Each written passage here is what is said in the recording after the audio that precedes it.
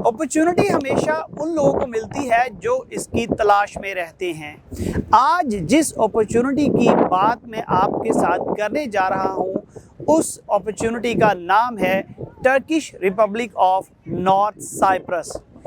Mediterranean sea के ऊपर वाक़या एक आइलैंड जिसका नाम नॉर्थ साइप्रस है, बहुत ही खूबसूरत जजीरा है। ये जजीरा दो हिस्सों पर मुश्तमिल है। एक का नाम नॉर्थ साइप्रस है, जिसके बारे में हम बात करने जा रहे हैं, जो कि गवर्नमेंट ऑफ टर्की के कंट्रोल में है। अगरचे जो तुर्क सिप्रस लोग हैं वो इस आइलैंड को अपनी एक इंडिविजुअल आइडेंटिटी के तौर पर पहचाने जाने को तरजीह देते हैं, लेकिन इसके बावजूद जो पॉलिटिकल कंट्रोल है वो डेफिनेटली टर्की के पास है। इस आइलैंड का टोटल रकबा 3,355 किलोमीटर स्क्वायर है।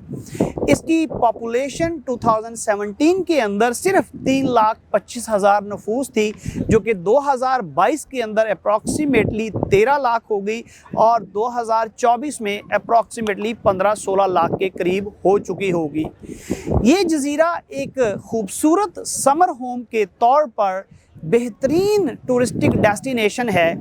हम सबसे पहले बात करेंगे वीज़ा के लिए। वो लोग जिनके पास टर्किश पासपोर्ट है या टर्किश रेजिडेंसी कार्ड है या उन कंट्रीज़ का पासपोर्ट है जिन कंट्रीज़ के ऊपर टर्की का वीज़ा या तो वीज़ा फ्री है, वीज़ा ऑन अराइवल है या वीज़ा ऑनलाइन है, वो लोग नॉर्थ साइप्रस जो है वो इजीली विजिट कर सकते हैं। बात की जाए पाकिस्तानी पासपोर्ट और टर्किश किमलिक की, तो इसमें थोड़ा मुश्किल है। मैं आपके साथ अपना एक्सपीरियंस शेयर करता हूं। मैं जैसे ही एयरपोर्ट पे गया, उन्होंने जब मेरा पाकिस्तानी पासपोर्ट देखा तो मुझसे रिक्वेस्ट की कि आप थोड़ा साइड पे हो जाइए, जैसा कि हमारे साथ अक्सर हो जाता है।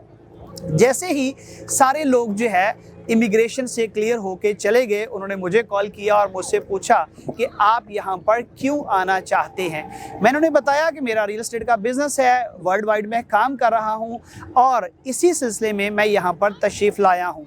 मेरे पास चूँकि यूके का वैलिड वीज़ा भी था, मेरे पास $5,000 जो है वो भी शो करने के लिए थे और इसके साथ साथ डेवलपर की जानिब से एक बड़ी कंपनी का इनविटेशन भी था। उन्होंने बहुत ही पोलाइटली और जेंटली बात की। थोड़ी देर के लिए अपने बैक ऑफिस में गए और 3 मिनट बाद वापस आके उन्होंने मुझे जो है वो पूछा कि आप कितने दिन रुकना चाहते हैं।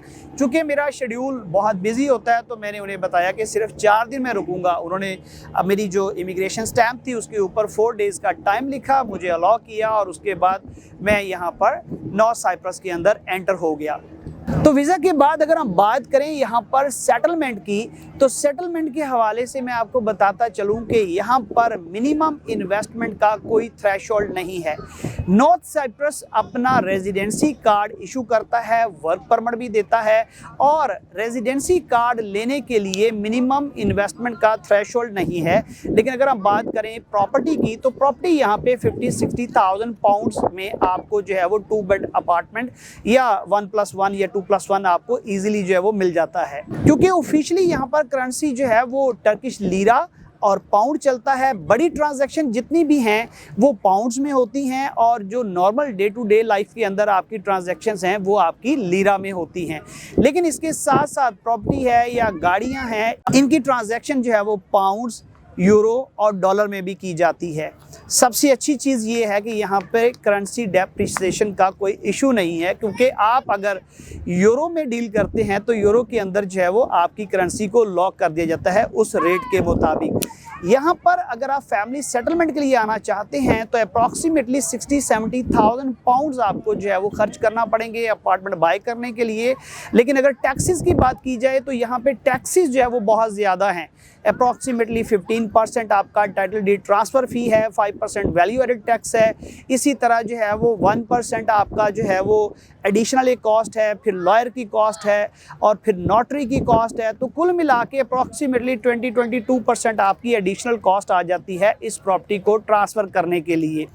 अगर मैं बात करूं टाइटल डीड की, तो टाइटल डीड यहाँ पर 2 किस्म के होते हैं। एक होता है एक्सचेंज टाइटल डीड और एक होता है तुर्क टाइटल डीड।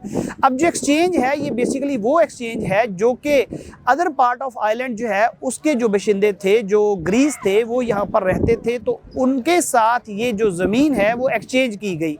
यानी उनके हिस्से में जो आइलैंड आया उसके जो ऑनर थे उन्होंने अपनी जो यहाँ पर ज़मीन थी उनके साथ एक्सचेंज कर दी। तो जो रिकमेंडेड है वो तुर्क टाइटल डीड रिकमेंडेड है। अगर आपको जो है वो अगर आप प्रॉपर्टी बाय करें तो तुर्क टाइटल डीड को जो है वो प्रीफर कीजिएगा, लेकिन एक्सचेंज टाइटल डीड के साथ भी कोई प्रॉब्लम नहीं है। अब अगर हम बात करें यहाँ पर अपॉर्चुनिटी की, तो एक फैमिली जो यहाँ पर सेटल होती है उनके लिए यहाँ पर बेशुमार अपॉर्चुनिटीज़ हैं, जॉब की भी और बिज़नेस की भी। सबसे अच्छी बात जो इस आइलैंड की है वो ये कि ये आइलैंड अभी गैर आबाद है और आबाद हो रहा है। यहाँ पर बेशुमार प्रोजेक्ट्स, हॉस्पिटल्स, विलाज, इसके साथ साथ कैसीनोज, इसके साथ साथ आपको जो है वो मॉल्स और बेहतरीन जो है वो लैंडमार्क्स नज़र आएंगे। लेकिन इसके बावजूद वहाँ पर बेशुमार लैंड जो है वो अभी खाली पड़ी हुई है, जिसके ऊपर टर्किश गवर्नमेंट भी और साइप्रस गवर्नमेंट भी बहुत ज़्यादा फोकस करके उसको आबाद करने की कोशिश कर रहे हैं। यहाँ पर दुनिया की बेस्ट यूनिवर्सिटीज़ जो हैं उनके कैंपसेस मौजूद हैं, यहाँ पर हेल्थ टूरिज़म बहुत ज़्यादा है, यहाँ पर रियल एस्टेट बिजनेस बहुत ज़्यादा है। तो जो सबसे अच्छी चीज़ मुझे यहाँ पर नज़र आई, ये ऐसा आइलैंड है जो कि labour class, middle class, upper middle class, elite class और सुपर एलीट क्लास सबके लिए एक आइडियल डेस्टिनेशन है। लेबर क्लास की अगर मैं बात करूं तो उनके लिए यहाँ पर जॉब अपॉर्चुनिटीज़ हैं, कंस्ट्रक्शन के अंदर बेशुमार जो है वो जॉब्स अवेलेबल हैं। और जो अच्छी चीज़ है ये कि यहाँ पर 30,000 लीरा जो है वो अस्करी उजरत है, यानी आपकी मिनिमम वेज जो होगी वो 30,000 लीरा जो है वो मिलेगी। उसके बाद अगर हम बात करें मिडिल क्लास की, तो मिडिल क्लास यहाँ पे अपने छोटे मोटे बिजनेसेस जो है वो स्टार्ट कर सकते हैं। अगर अपर मिडिल क्लास की बात करें तो वो अपना सर्विस बिजनेस यहाँ पर जो है वो स्टैब्लिश कर सकते हैं, वो किसी कंपनी को ज्वाइन कर लें या इंडिविजुअल खुद जो है वो काम कर लें। लेकिन चूँकि एक जो फॉरेनर है वो यहाँ पर कंपनी रजिस्टर नहीं करवा सकता बगैर किसी लोकल के, तो उसे किसी लोकल का सहारा लेना पड़ेगा। और वो यहाँ पर काम क्या कर सकते हैं, सर्विसेज बिजनेस के अंदर रियल एस्टेट सबसे टॉप पे है। हमारी जो कम्युनिटी है इंडिया, पाकिस्तान, बांग्लादेश के जो लोग हैं, अभी मेरे अलावा मैंने नहीं देखा कि कोई